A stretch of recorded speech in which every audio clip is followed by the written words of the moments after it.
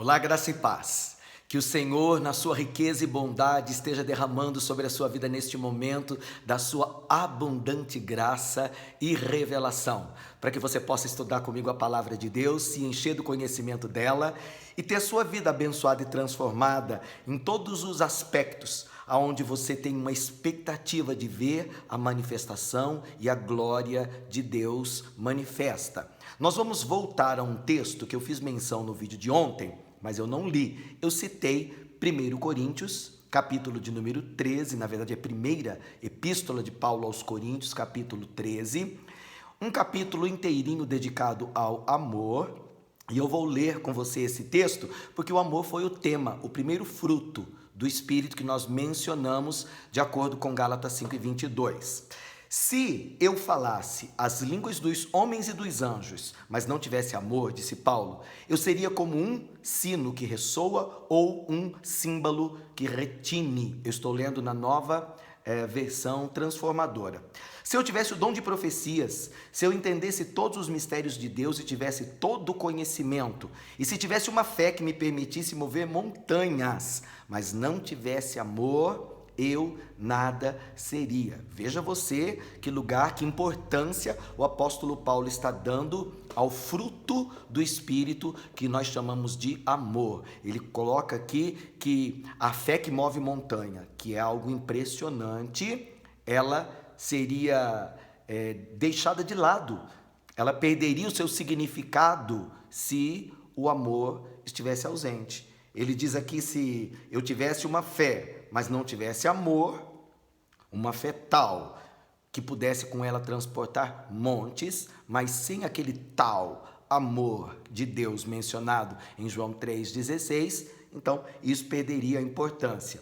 Se desse tudo que tenho aos pobres e até entregasse o meu corpo para ser queimado, um alto sacrifício, se não tivesse amor, de nada me adiantaria.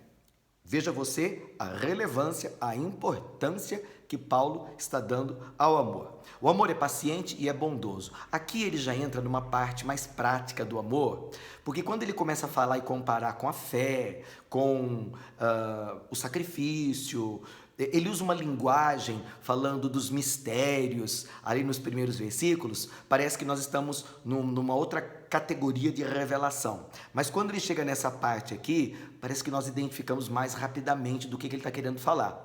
O amor é paciente, o amor é bondoso.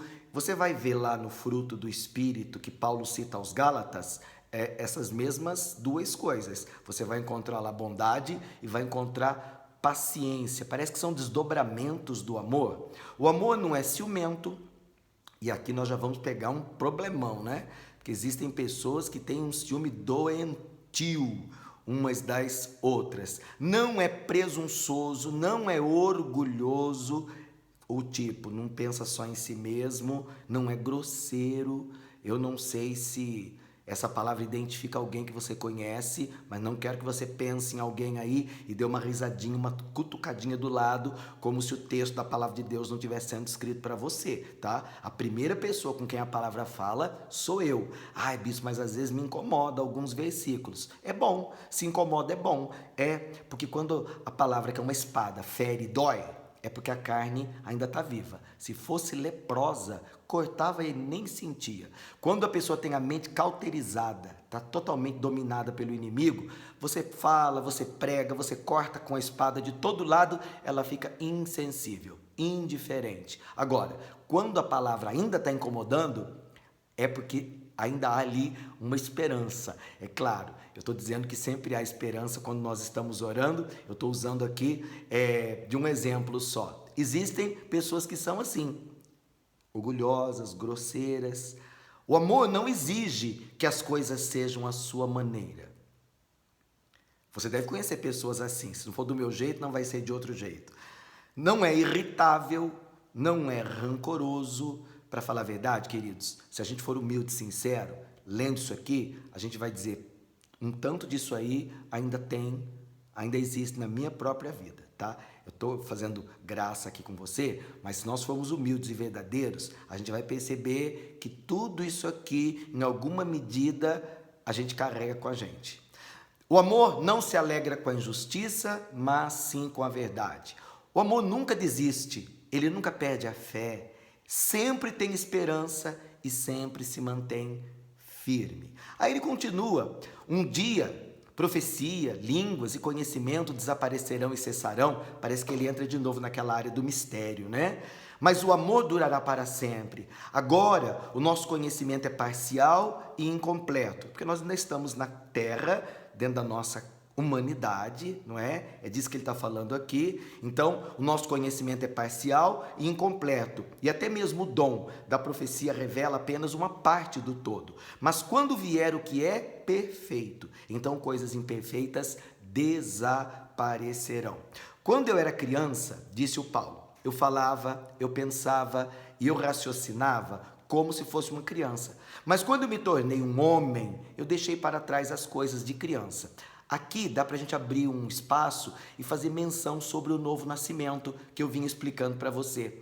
É natural, tanto no aspecto físico, humano, mental, como é natural na vida espiritual, esses processos. Quando eu era como uma criança, aliás, uma criança, tanto fisicamente, psicológica, emocional ou até espiritualmente, eu falava como criança, pensava como criança, raciocinava como criança. Então existe infantilidade em todas as esferas, física, emocional e espiritual. Só que ele diz, quando eu me tornei um homem, que é o processo normal de amadurecimento, eu deixei para trás as coisas de criança. Isso aqui é um problema. Isso aqui dá outra matéria, outro estudo, talvez uma outra campanha só para cura interior. Porque existem pessoas que elas amadurecem na idade, mas elas não saem daquela época, daquela fase de infantilidade. Então, elas se mantêm com comportamentos de infância, pensamentos de infância, atitudes de adolescente, de jovem. Aí a pessoa se casa, mas vive como se fosse solteiro, é cheio de responsabilidades, mas vive como se não tivesse responsabilidade nenhuma. Tem filhos que são responsabilidade dela, mas ela transfere para os outros, que necessariamente não precisa ser um estranho. Pode ser o pai, a mãe, o avô, a avó e etc. O tio, a tia, não é? Então, tem pessoas que elas não acompanham esse processo natural de amadurecimento físico, emocional e espiritual. Elas vão se desorganizando, né? E às vezes, por idade, a gente diria, e por responsabilidade, ela deveria ocupar um determinado lugar, mas que, se você observar emocionalmente e espiritualmente, é muito diferente das coisas que de fato elas vivem. O Paulo disse, quando eu era criança eu vivia como? Mas quando eu cheguei a ser homem eu desisti das coisas próprias de uma criança, né? Eu assumi minha responsabilidade e maturidade. Bispo, maturidade vem com cabeça branca? Não.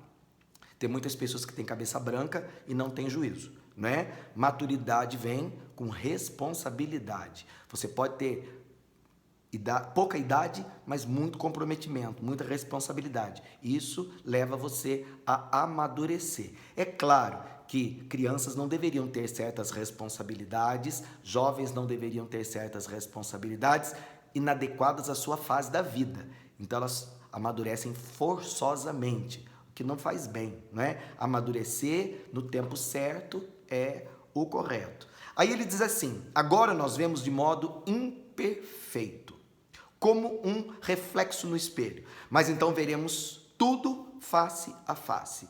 Tudo que sai agora é parcial e incompleto, porque nós estamos num processo de transformação. Mas conhecerei tudo plenamente, assim como Deus já me conhece plenamente. Ele está falando aqui de chegar à estatura do varão perfeito e de se tornar uma pessoa madura em todos os sentidos.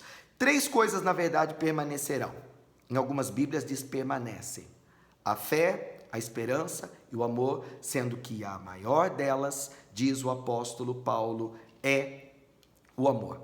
É interessante nós destacarmos aqui nesse versículo 13, ou observarmos aqui nesse versículo de número 13, a relevância que o apóstolo Paulo está dando ao amor. Ele diz, ele é maior. Maior que a esperança e até mesmo maior que a fé. Querido, querida, eu gostaria muito que você compreendesse o amor de Deus na perspectiva que ele enxerga. Se você disser bispo, se eu dissesse para Deus amor, o que ele responderia? Cristo. Cristo é a expressão exata, perfeita do amor de Deus. Deus prova o seu amor para conosco pelo fato dele ter dado Jesus, seu Filho, para morrer na cruz por nós. Se eu pedisse para Deus, revela o teu amor para mim, ele pediria ao Espírito Santo que abrisse os meus olhos para o sacrifício, para que eu entendesse de maneira mais plena, mais profunda, aquilo que Jesus Cristo realizou no Calvário. Foi uma obra de redenção total. Ele resgatou corpo, alma e espírito, toda a nossa essência, toda a nossa natureza. Assim como Deus é trino, existe uma trindade humana, de espírito, alma e corpo. E a obra de Cristo na cruz era um resgate total, completo. Ele pegou a nossa história inteira, antes mesmo de nós vivermos essa história, não é? Quando Cristo morreu naquela cruz, nós éramos um pensamento na mente de Deus, o eterno, não é? Isso faz mais de 2000 anos. Então, quando Cristo veio ao mundo, Isaías diz, ele tomou sobre si enfermidades, dores e transgressões. Ele pegou o pacote inteiro, a história inteira do César, e ele levou aquela história como uma história de maldição e cravou aquela história na cruz. Ele se fez maldito, assumindo a minha dívida, para que eu pudesse ser bendito ou abençoado. Ele tomou a minha história, que era maldita, para fazer dela uma história abençoada. A mesma coisa pode ser dita de você. Ele pegou tudo aquilo que na sua vida era maldição e transformou em bênção. Mas para que essa bênção se torne uma experiência na sua vida, não basta você conhecer o texto. Você tem que ter a experiência com o autor do texto. Não basta você conhecer o livro, o capítulo, o versículo. Você precisa conhecer aquele que inspirou os profetas e os escritores a deixarem esses textos registrados para mim e para você. Agora, disse Paulo, essas três coisas estão ativas. A fé, eu já tenho falado muito dela, a esperança. A fé e a esperança são diferentes, embora muito parecidas, porque a fé é a certeza de uma coisa que se espera. Então, às vezes é difícil entender a diferença entre a fé e a esperança. Mas eu queria que você soubesse que, embora a fé seja a base do nosso relacionamento com Deus, e quando eu digo base, eu estou falando de sustento. A Bíblia diz, sem fé é impossível agradar a Deus. Então não há como nós termos um relacionamento com Ele separado da fé.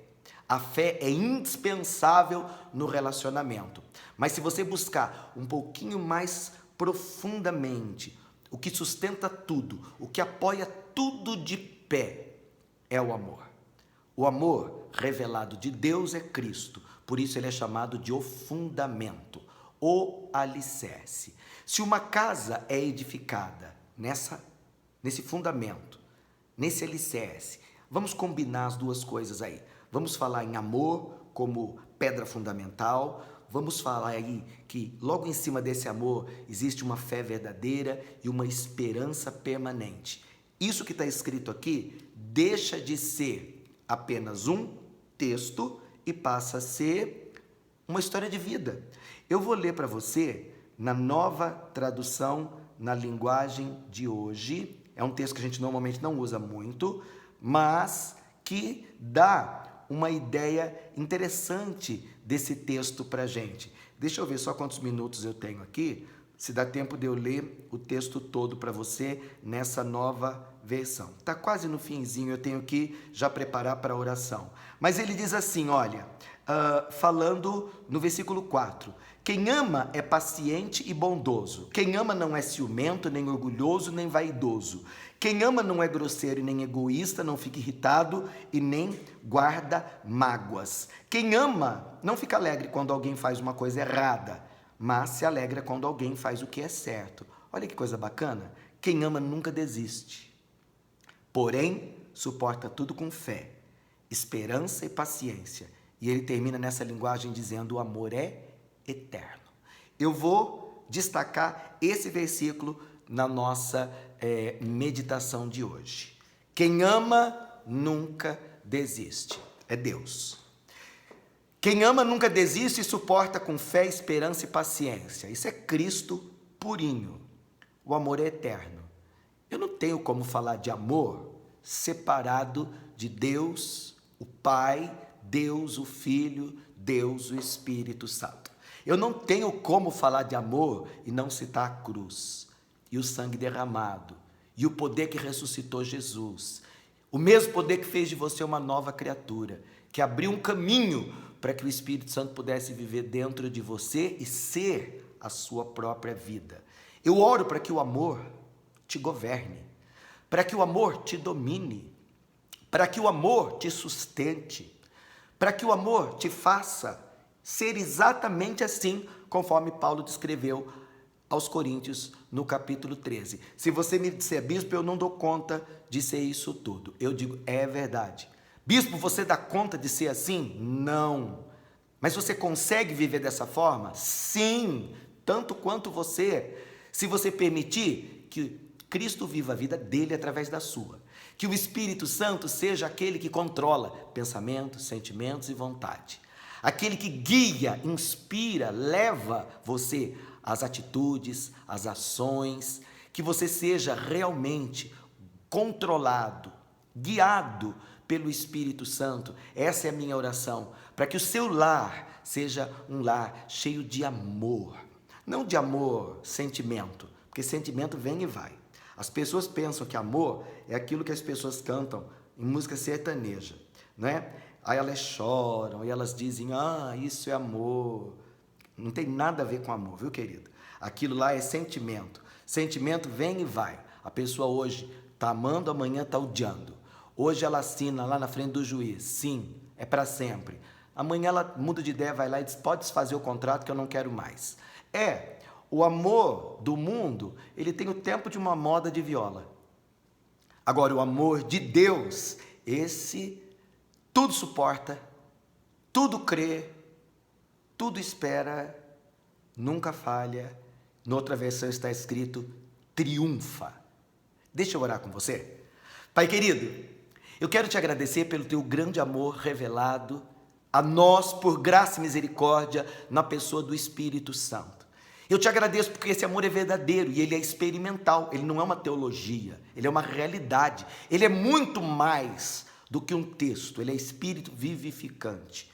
Eu posso conhecer esse amor detalhadamente no livro e viver completamente distante disso, mas eu também posso me render à verdade do Senhor e tomar essa palavra para mim como verdadeira. Para mim o Senhor é verdadeiro, a tua palavra é verdadeira, eu sou capaz de ser tudo aquilo que nasci para ser e fazer o que nasci para fazer, uma vez que não sou eu quem vivo, mas é Cristo quem vive em mim. Que a vida que eu vivo dentro de mim é a vida do teu Espírito Santo. E Jesus, se o Pai te via como um filho amado em quem ele tinha prazer, hoje ele pode olhar para mim e ver o Senhor em mim. E quando o Pai olha para mim e vê Cristo, ele diz de mim, filho amado em quem eu sinto prazer. Quando Deus olha para essa casa, para cada pessoa desta família e reconhece Cristo nela, ele reconhece um abençoado, uma herdeira, um bendito, uma honrada, alguém com quem ele tem uma aliança de amor inviolável. É possível, Jesus, que essa pessoa tenha um relacionamento contigo e com pessoas que seja apenas sentimental e que em algum momento esse amor acabe. Acabou que não era de verdade. Agora, Deus, se esse amor é verdadeiro por ti, ele não acabará jamais. Durará para sempre e suportará qualquer coisa que seja. E se esse amor, dentro desse casamento, é um amor verdadeiro, e talvez, Senhor, ele seja tão verdadeiro, mas a prova seja tão real, que haja uma necessidade de uma intervenção de fé, uma manifestação de esperança, para alguns casos talvez um milagre, para que esse casamento, para que essa família continue unida, abençoada como árvore frutífera plantada junto a ribeiro de águas. E para isso eu peço o teu socorro, a tua proteção, o teu livramento, o teu escape, a tua intervenção poderosa. Se for necessário, Deus, invade agora essa casa com aquela graça restauradora, como o Senhor fez dentro daquele casamento em bodas de Caná, igualzinho o Senhor fez ali. Eu sei que o Senhor é o mesmo. Toca nessa água, junta essas talhas de barro que representam pessoas e toca essa água que não tem cheiro, nem gosto, nem cor, e transforma em vinho novo, algo, Deus, para a tua glória, e todos saberão, e todos dirão: foi o Senhor quem fez isso. Ele é digno, Ele é maravilhoso, Ele é digno de todo louvor e de toda adoração. Assim nós cremos, assim louvamos e te agradecemos, no nome do teu Filho Jesus. Amém e amém. Eu oro para que vocês continuem abençoados, em nome do Pai, do Filho e do seu Espírito Santo. Amém?